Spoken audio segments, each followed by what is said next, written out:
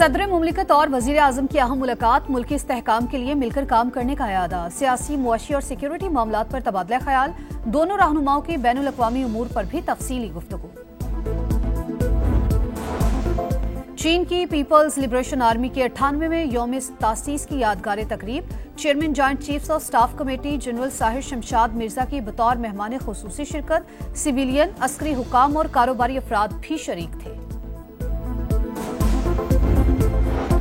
اور کسی کا طرفدار نہیں، یوکرین میں خون ریزی بند کروانا چاہتا ہوں، دیکھیں گے روسی صدر پیوٹن کے ساتھ کیا ہوتا ہے، ٹرمپ کا یوکرینی ہم منصب زیلنسکی کو ماسکو کا نشانہ نہ بنانے کا مشورہ۔ بانی پی ٹی آئی کے لیے ذاتی باورچی، بہترین خوراک، اخبارات، واک اور ورزش کا انتظام، جیل میں بی کلاس کی تمام سہولیات میسر ہیں۔ سپرنٹینڈنٹ اڈیالہ جیل نے پی ٹی آئی رہنماؤں کا عدم سہولیات اور ناروا سلوک کا واویلا مسترد کر دیا، کہا بانی کو 7 سیلز پر مشتمل کمپلیکس میں رکھا گیا ہے، ایسی سہولتیں بی کلاس میں کسی کے پاس نہیں۔ بانی نے 413 بار ٹویٹس کرائیں، عالمی اور مقامی میڈیا میں ان کے بیانات 45 بار سرخیاں بن چکے۔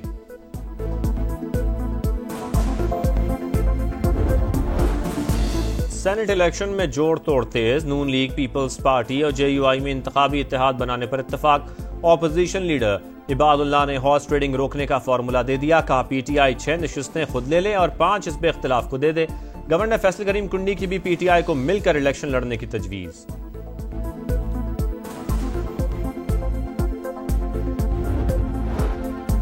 پنجاب اسمبلی میں اپوزیشن کے معطل اراکین کے خلاف مزید کارروائی روک دی گئی، اسپیکر کی مذاکرات کے نتیجہ خیز ہونے تک اسمبلی سیکریٹریٹ اور حکومتی اراکین کو ہدایت، توڑ پھوڑ کے الزام میں جرمانہ وصولی کا اقدام بھی روک دیا گیا۔ معطل اراکین پر 20 لاکھ سے زائد کا جرمانہ عائد کیا تھا۔ اسپیکر ملک احمد خان بیرون ملک چلے گئے، مذاکرات میں بذریعہ ویڈیو لنک شرکت کریں گے۔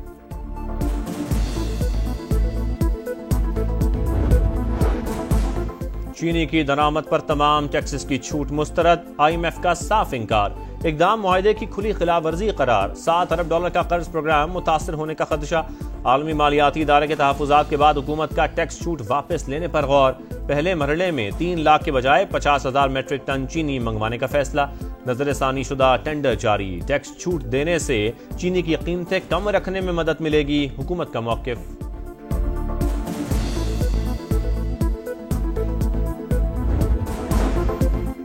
حکومتی دعووں کے باوجود چینی کی قیمت آسمان پر، کراچی، پشاور اور راولپنڈی میں چینی کی ڈبل سینچری، لاہور میں 180 سے 200 روپے فی کلو میں فروخت، کوئٹہ میں نرخ 192 روپے فی کلو ہو گئے، گجرانوالہ میں قیمت 210 روپے تک جا پہنچی۔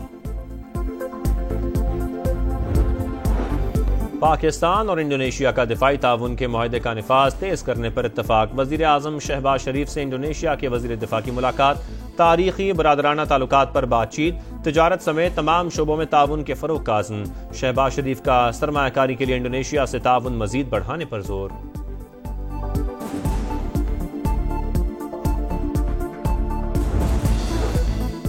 فیلڈ مارشل سید عاصم منیر سے انڈونیشیا کے وزیر دفاع کی سربراہی میں وفد کی ملاقات، دفاعی تعاون کے فروغ اور مختلف شعبوں میں روابط بڑھانے پر اتفاق، انڈونیشین وزیر دفاع کی دہشت گردی کے خلاف پاکستان کی کامیابیوں کی تعریف۔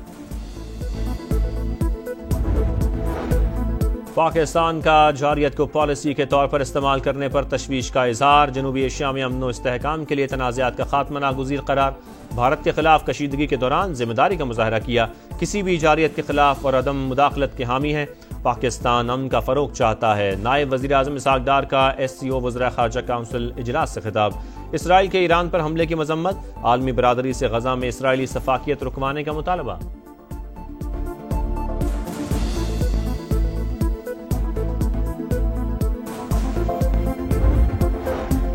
نائب وزیر اعظم اسحاق ڈار کی ایس سی او وزرائے خارجہ کے ساتھ چینی صدر سے ملاقات، شی جن پنگ کا علاقائی تعاون اور خطے کے اتحاد پر زور، اسحاق ڈار نے ایکس پیغام میں کہا دونوں ممالک مشترکہ اہداف کے حصول کے لیے پرعزم ہیں۔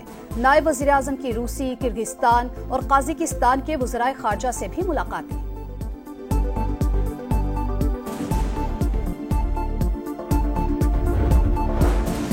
اسرائیل کے خلاف مسلم ممالک کا متحد بلاک بنایا جائے، ایران کی تجویز، صدر مسعود پزشکیان اور وزیر داخلہ کی ملاقات، پاکستان نے جنگ کے دوران جس طرح ساتھ دیا وہ کبھی نہیں بھول سکتے۔ ایرانی صدر کا خراج تحسین۔ محسن نقوی کی اسرائیل کے خلاف جنگ میں فتح پر مبارکباد۔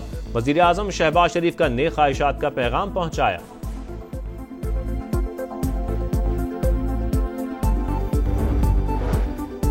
ترکی کے سفارت خانے میں یوم یکجہتی کی تقریب۔ مہمان خصوصی صدر IPP اور وفاقی وزیر عبدالعلیم خان کا ترک عوام سے بھرپور یکجہتی کا اظہار۔ صدر رجب طیب اردوان کی قیادت کو خراج تحسین۔ کہا دونوں ملکوں کا اتحاد خطے میں امن، ترقی اور خوشحالی کی ضمانت ہے۔ پاکستان میں پہلی بار IPP کنونشنز میں ترکی کے جھنڈے لہرائے گئے۔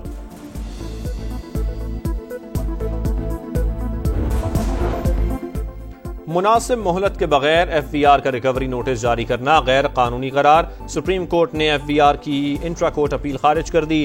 جسٹس عائشہ ملک کا تحریر کردہ فیصلہ جاری۔ لکھا ایک ہی دن اپیل، فیصلہ اور ریکوری نوٹس جاری کرنا انصاف کے اصولوں کے خلاف ہے۔ رکن قومی اسمبلی جمشید دستی جعلی اسناد پر نااہل قرار۔ الیکشن کمیشن نے اسپیکر ایاز سعدی کا ریفرنس منظور کر لیا۔ قومی اسمبلی کی نشست NA 175 مظفر گڑھ سے خالی قرار دی گئی۔ پنجاب میں سرکاری اسپتالوں کی مانیٹرنگ کے لیے CM ویجیلنس اسکواڈ قائم۔ وزیر اعلی پنجاب کے زیر صدارت اجلاس۔ مریم نواز کی کسی بھی غفلت پر 24 گھنٹے میں ایکشن کی ہدایت۔ اسپتالوں میں مفت ادویات کی اناؤنسمنٹ نہ کرنے پر کارروائی کا حکم۔ بادلوں کی گھن گرج۔ پنجاب کے مختلف شہروں میں بادل جم کر برس پڑے۔ لاہور میں وقفے وقفے سے بارش۔ فیصل آباد میں بھی زوردار سپیل۔ سڑکیں زیر آب، پانی گھروں میں داخل۔ حیدرآباد میں طوفانی بارش کے بعد اب تک پانی نہ نکالا جا سکا۔ دریائے سندھ میں گڈو بیراج کے مقام پر پانی کی سطح بلند، سینکڑوں ایکڑ اراضی زیر آب۔ بلوچستان کے شمال مشرقی اضلاع میں بارشوں کے بعد ندی نالوں میں طغیانی۔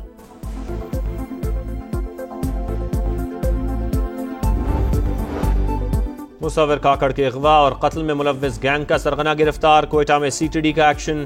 فائرنگ کے تبادلے میں فتنہ الہندوستان کے 2 دہشت گرد ہلاک، 1 گرفتار۔ گاڑی تحویل میں لے لی۔ حکام کے مطابق افغان شہری دہشت گردی کی کارروائیوں میں ملوث ہیں۔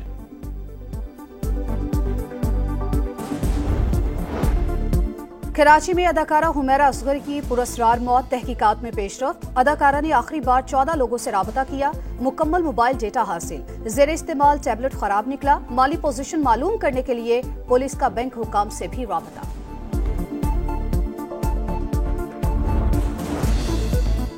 برطانیہ نے پاکستانی طلباء اور ورکرز کے لیے ای ویزا کی نئی سہولت متعارف کروا دی۔ پاسپورٹ پر سٹیکر ویزا کی ضرورت نہیں ہوگی۔ برطانوی ہائی کمشنر جین میریٹ کا کہنا ہے درخواست دہندگان کو پاسپورٹ اپنے پاس رکھنے کی سہولت ملے گی۔